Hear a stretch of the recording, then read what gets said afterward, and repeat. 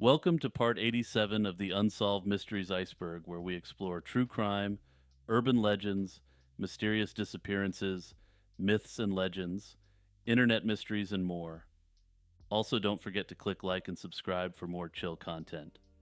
Phineas Gage, a 25-year-old railroad construction foreman, became a pivotal figure in neuroscience due to a catastrophic accident on September 13th, 1848. While preparing a railroad bed near Cavendish, Vermont, Gage was using a tamping iron to pack explosive powder into a drilled hole. An unexpected detonation propelled the 43-inch long and over an inch thick iron rod through his left cheek, traversing his skull and exiting the top of his head. Amazingly, Gage remained conscious and coherent immediately after the incident. He was able to walk and converse, even recounting the names of his co-workers in the immediate wake of this accident. Dr. John Martin Harlow, the attending physician, documented Gage's recovery. Despite severe trauma, Gage regained physical health, though he lost vision in his left eye and bore significant facial scars. However, those close to him observed profound changes in his personality. Previously described as energetic, motivated, and shrewd, Gage became irreverent, impatient, and prone to profanity. The extent of Gage's brain damage has been a subject of extensive study. In 1994, researchers utilized neuroimaging techniques to reconstruct his skull, revealing injuries to both the left and right prefrontal cortices. This damage likely impaired his emotional processing and decision-making abilities. A subsequent 2004 study using three-dimensional computer-aided reconstruction suggested that the damage was confined to the left frontal lobe. Further research in 2012 estimated that the iron rod destroyed approximately 10% of the white matter in Gage's frontal lobe and 4% of his cerebral cortex. Gage's case significantly influenced early neurology by providing evidence that the frontal lobe plays a crucial role in personality and behavior. His story supported emerging theories about the localization of brain function, suggesting that specific areas of the brain are responsible for particular functions. This case highlighted the brain's role in determining personality and behavior, challenging previous notions that the brain functioned as a whole without specialized regions. But let's get back to how Gage functioned after this incident. After the accident, Gage was unable to continue his previous job.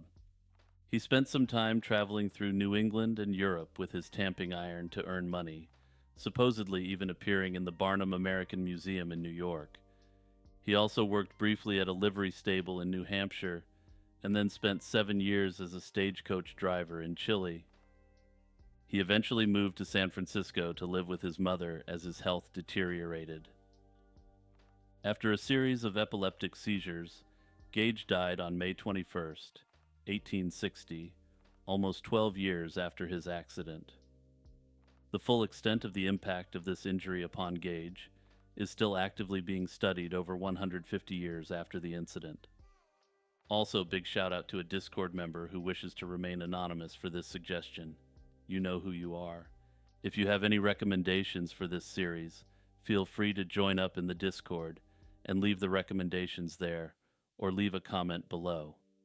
The life cycle of periodical cicadas, particularly the 13 and 17-year species, is an ongoing biological mystery. Unlike annual cicadas that emerge yearly, periodical cicadas spend the majority of their lives underground in a juvenile nymph form. They surface only once per cycle to mature, mate, and die within a matter of weeks. This timing is remarkably precise, with broods emerging in synchronized cycles every 13 or 17 years, a phenomenon unique to North American species in the eastern and midwestern United States. Upon hatching, periodical cicada nymphs fall to the ground and burrow to a depth of about 8 inches, where they latch onto tree roots and begin a prolonged subterranean phase, feeding on root sap. For years they remain hidden, developing slowly until a precise moment dictated by seasonal environmental cues, particularly soil temperature.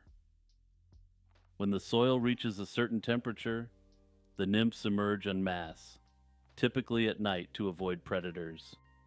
This synchronized emergence allows them to overwhelm predators through sheer numbers, ensuring that enough adults survive to reproduce, a strategy known as predator satiation. Also, yes, you heard me correctly, their strategy to avoid predation as a whole is to stuff their predators so full of a cicada feast that the predators simply can't eat another bite.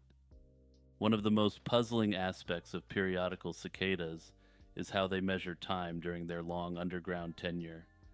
It's theorized that they might possess an internal molecular clock, potentially responding to the cyclical changes in the xylem, the vascular tissue of trees through which they feed. However, this remains an unconfirmed hypothesis and somewhat controversial. Interestingly, cicadas don't hibernate but remain active in their underground shelters, tunneling and feeding on root sap. Despite extensive research, scientists have yet to fully understand how these insects track the passing of years with such accuracy.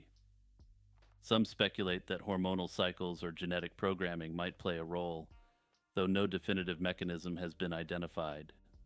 After their emergence, adult cicadas have a very short lifespan, generally lasting around 4 to 6 weeks. During this brief period, they engage in a frenzy of mating activities.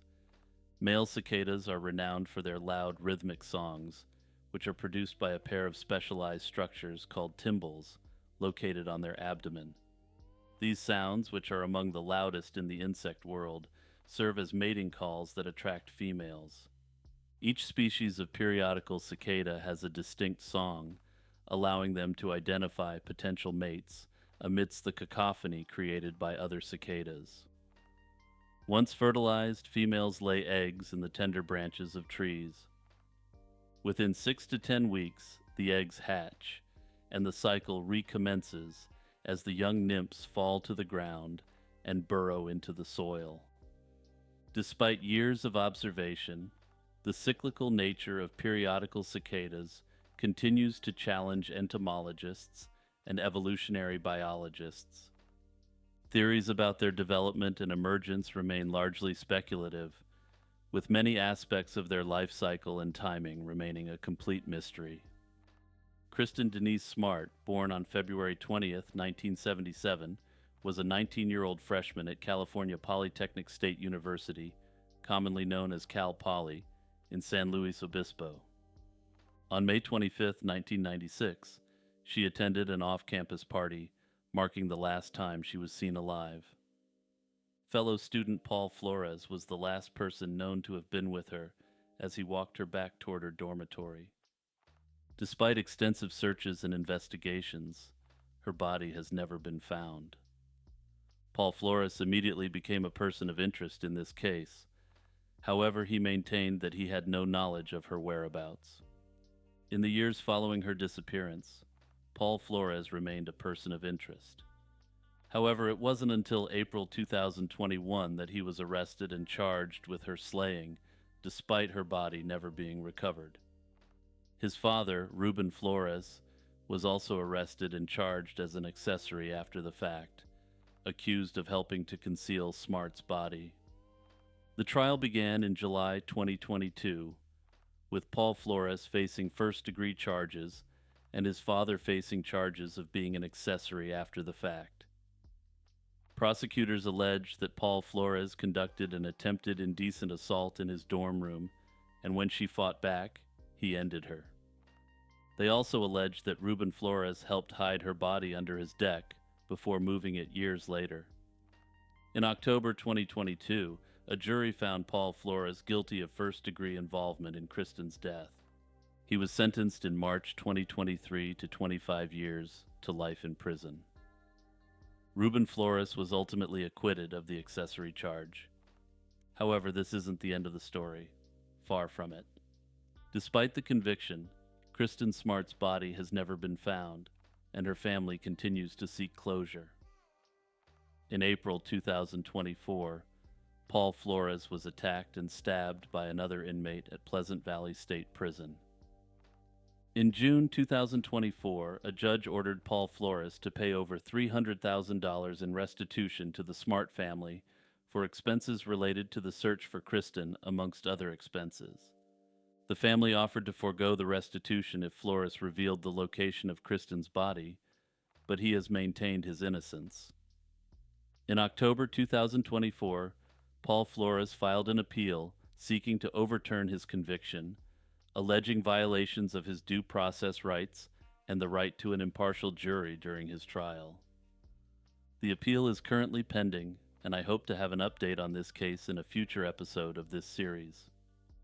Hey everyone, it's Jimmy here, just reminding you to like and subscribe and to hit the notification bell. I'm trying to hit 15,000 subscribers by the end of the year, and I can only do that with the help from all you cool cats. Also, remember to sign up for a YouTube membership or Patreon membership to support the channel further. In the early morning of August 7th, 1566, the citizens of Basel, Switzerland, witnessed a series of unexplained celestial events that have intrigued historians and scholars for centuries. The sky was reportedly filled with numerous black and red spherical objects that appeared to engage in a chaotic aerial display.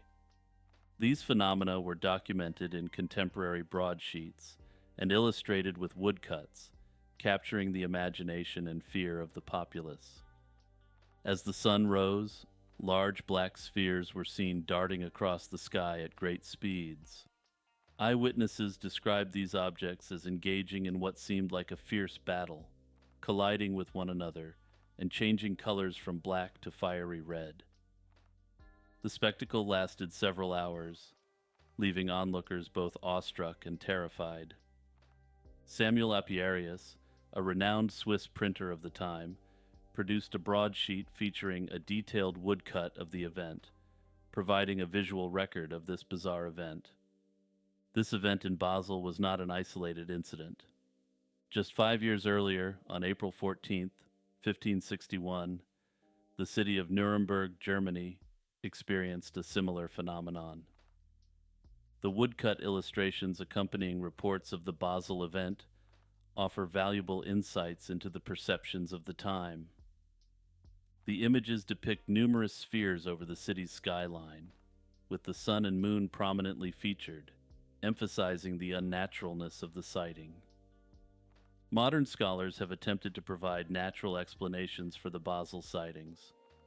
One possibility is the occurrence of sundogs, atmospheric optical phenomena that create bright spots in the sky due to the refraction of sunlight by ice crystals. Another explanation could be meteor showers or celestial bodies entering the Earth's atmosphere, which were not well understood at the time. However, the descriptions of the object's behavior, moving erratically, engaging in apparent combat, and changing colors, do not align with these natural phenomena. These inconsistencies have led to alternative skeptical theories. Some researchers suggest that psychological factors, such as mass hysteria or collective hallucinations, may have played a role. Other theorists view it as an early account of unidentified flying objects, contributing to the broader narrative on UFO sightings throughout history. The so-called Greek pyramids are an intriguing archaeological phenomenon, primarily located in the Argolid region of Greece. The most well-known of these is the Pyramid of Hellinikon, near the town of Elliniko. Unlike the impressive Egyptian pyramids, the Greek structures are far smaller and have an ambiguous purpose, leading to numerous debates among archaeologists regarding their true nature and function. The dating of these pyramids remains controversial. Early investigations suggested they could have been constructed between 2500 and 2000 BC, overlapping with the period when Egyptian pyramids were being built. However, more modern dating techniques suggest they were constructed sometime in the first millennium BC, with some pinpointing the construction to the middle of the millennium. The Pyramid of Hellenikon's purpose is heavily disputed.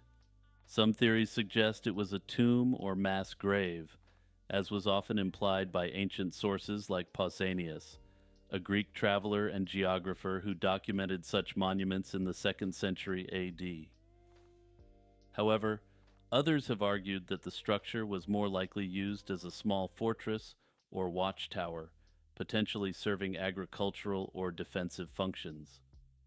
This interpretation aligns with the internal design features, such as walls, cisterns, and water supplies, which are atypical for a purely funerary structure. The trapezoidal blocks used in the construction are reminiscent of other defensive structures from the classical period, and the small rooms and secured doors further indicate non-funerary use. The theory that the pyramids were related to Egyptian influence is largely unsupported by concrete evidence. Although some have speculated about the presence of Egyptian mercenaries or cultural exchange influencing these structures, the evidence does not convincingly support a direct connection. Instead, it appears that these Greek quote-unquote pyramids may have evolved from a localized Greek tradition, utilizing construction methods and purposes distinct from those of Egypt. Notably, many scholars dispute the usage of the term pyramid in relation to these structures at all, instead opting for the term fortified building.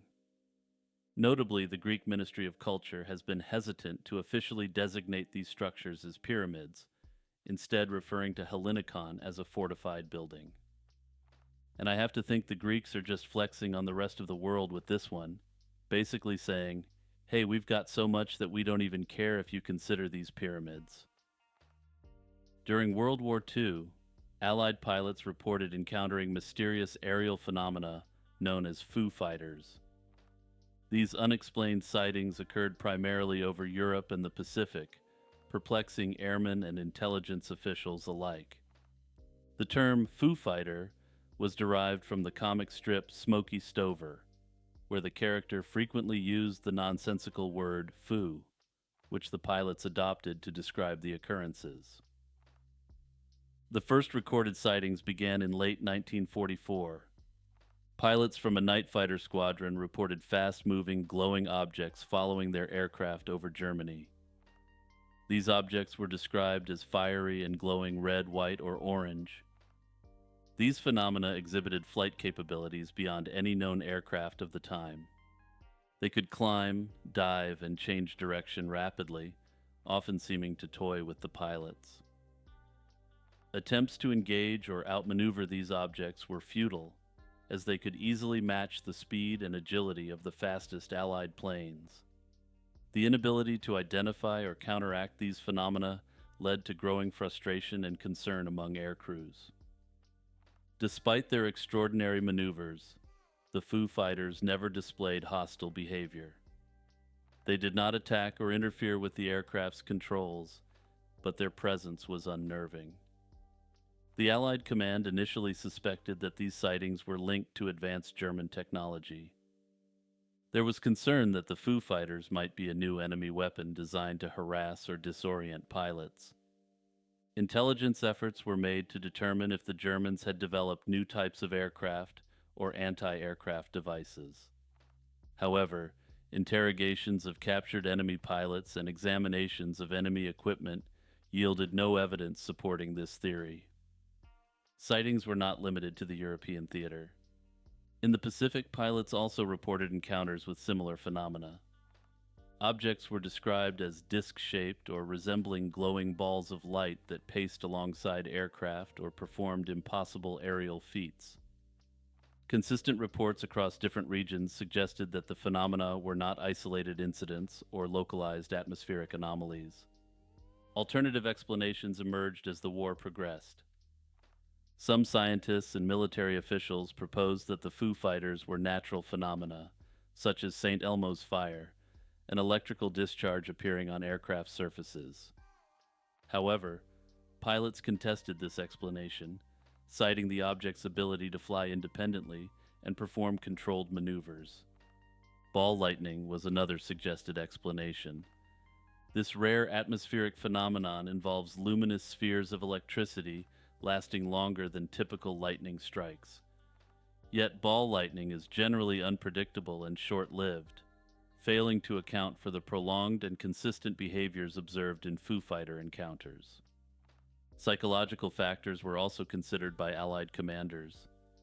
The intense stress of combat missions, fatigue, and the limitations of night flying could contribute to misperceptions or hallucinations. Nonetheless, the credibility of the pilots, many of whom were seasoned veterans with extensive flight experience, made it difficult to dismiss the sightings as mere illusions. The media caught wind of these mysterious sightings, and newspaper articles began to appear, fueling public curiosity. Wartime censorship and the priority of military operations kept detailed reports out of the public domain. After the war, declassified documents brought renewed interest in the Foo Fighters among researchers and UFO enthusiasts. In the post-war period, the advent of the Cold War shifted focus to new aerial threats, and the Foo Fighter phenomena faded from official concern. Some historians and researchers view the Foo Fighters as a precursor to the modern UFO phenomenon that gained prominence in the latter half of the 20th century. Ashinaga Tanaga consists of two beings, Ashinaga Jin, who possesses extremely long legs, and Tanaga Jin, who has exceptionally long arms. These two yokai work together in a rather symbiotic manner. The long-legged Ashinaga wades into the water while Tanaga sits on his partner's shoulders to catch fish using his long arms. This coordinated teamwork is a hallmark of their mythological depiction. They are primarily associated with the region of Kyushu and were first documented in a Japanese encyclopedia published in 1712. However, it's suspected that they have a much longer tradition in the region, potentially spanning back centuries or even a millennium before this publication. But since I haven't covered yokai on this series in a long time, let me just take a quick moment to provide everyone a refresher on the topic. Yokai represent a whole host of supernatural beings and are an integral part of Japanese folklore. They encompass a wide variety of creatures, spirits, and phenomena that may range from animalistic to humanoid, or even be inanimate objects. These entities possess supernatural abilities, most commonly shape-shifting, and their behavior spans the spectrum from mischievous to benevolent or malevolent. Anyway, let's get back to this bizarre supernatural creature. The long limbs of these yokai are significant, with Ashinaga's legs said to be roughly 6 meters in length, and Tanaga's arms even longer at about 9 meters. The names Ashinaga, or long legs, and Tanaga, or long arms, reflect the literal traits of these beings. According to local folklore, Ashinaga is also known to be an omen of bad weather. Historically, fishermen have generally reported sighting them as fog rolls in, with some suggesting they were actually a distant optical illusion. The location of Cleopatra's tomb remains one of the great mysteries of archaeology.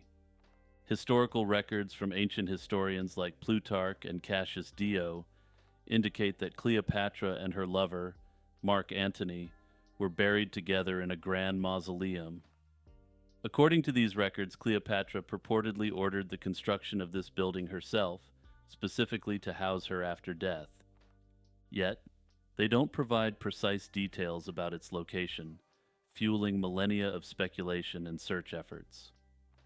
One prevailing theory places Cleopatra's tomb within Alexandria, the city where she ruled and died in 30 BC.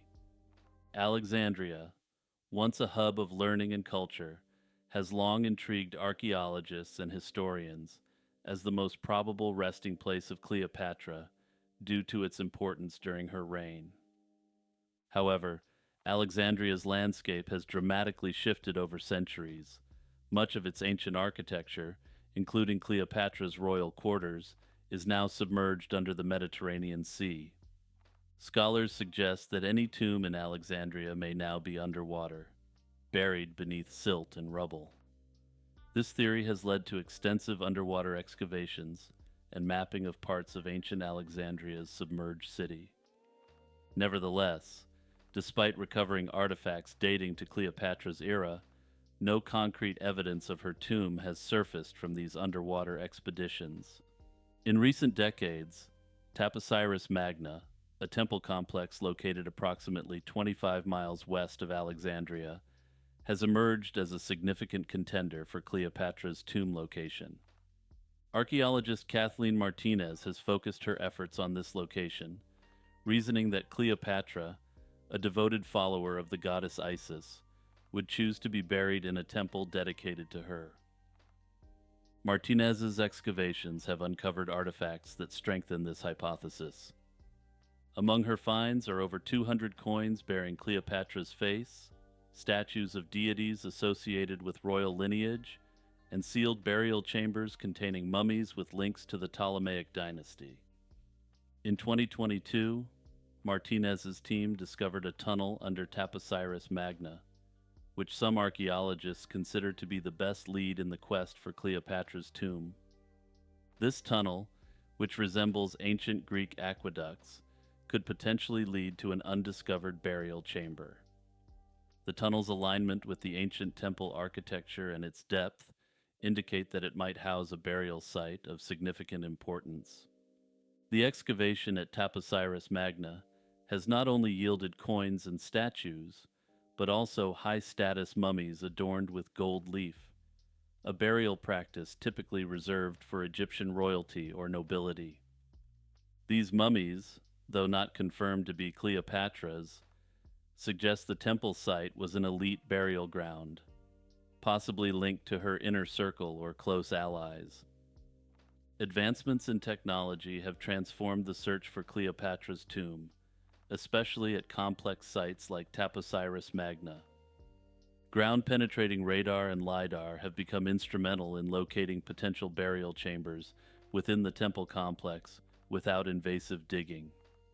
GPR has been particularly helpful in identifying subsurface voids and anomalies that might indicate hidden rooms or passages. These technologies allow archaeologists to map areas of interest in detail, improving precision in targeted excavations. While Martinez's work at Taposiris Magna has received substantial acclaim, her theory is not without its critics. Some Egyptologists argue that the absence of inscriptions or other definitive royal markers at Taposiris Magna weakens the case for it being Cleopatra's final resting place. They note that, although significant discoveries have been made, none explicitly reference Cleopatra or Antony, nor provide a clear link to the Ptolemaic royal tomb. The mystery of consciousness and how subjective experience emerges from the physical brain remains one of the most perplexing questions in science. This issue challenges scientists to explain how we experience sensations, thoughts, and emotions. Though it's accepted that these elements arise from complex interactions within the brain, they cannot easily be reduced to a mere brain function that can be separated out and explained. Advances in neuroscience have identified specific brain areas associated with consciousness. Using brain imaging techniques like functional MRI, researchers can observe how certain regions communicate in both conscious and unconscious states.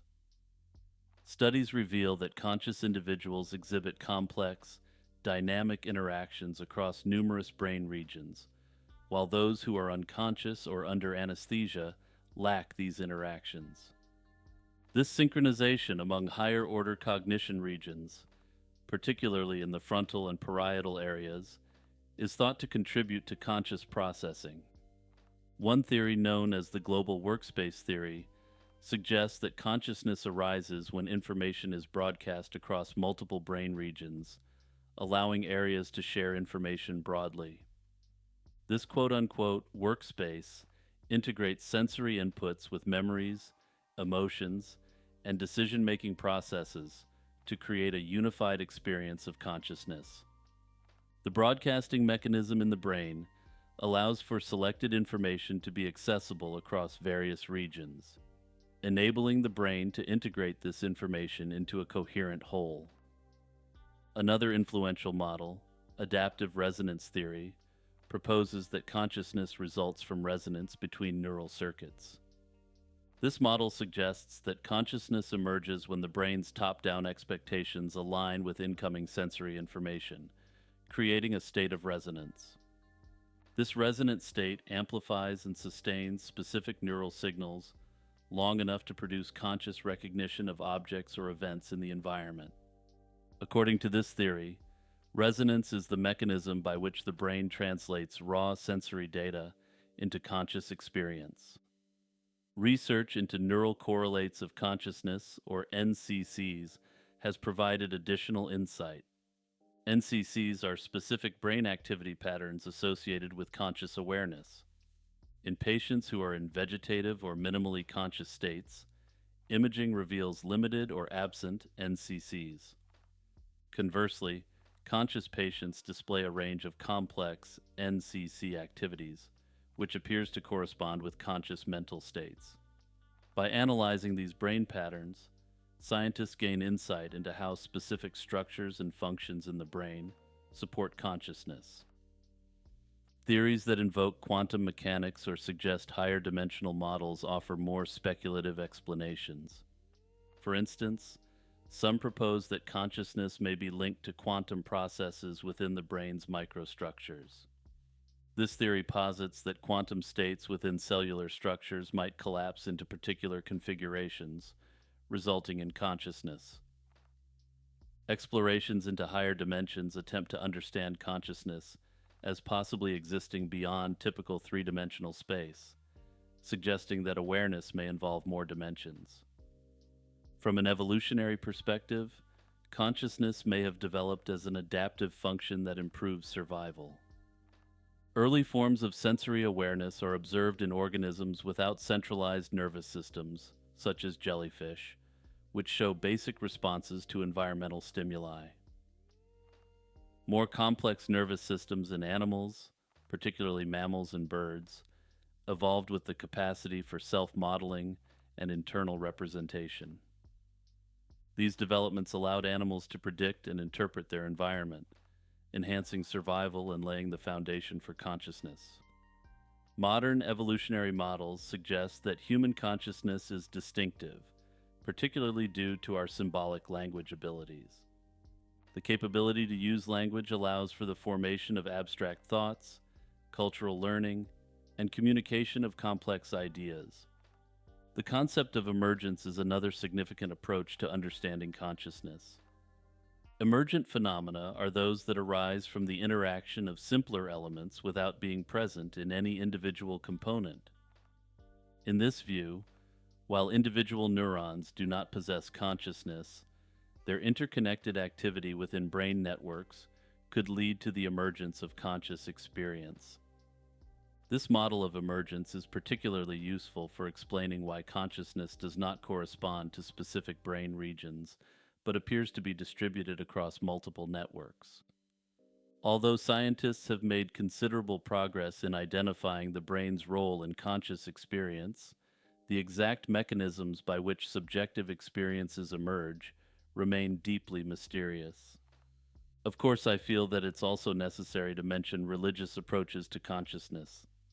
In spiritual traditions, consciousness is often regarded as a manifestation of the soul, spirit, or divine essence, transcending material explanations.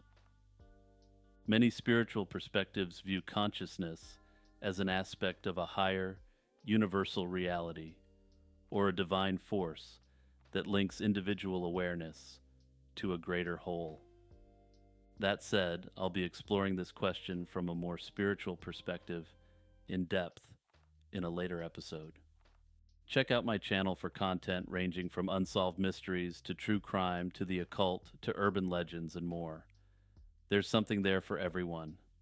Also, if you're looking to chill out and study or go to sleep, click my 11-hour Unsolved Mysteries compilation in the video.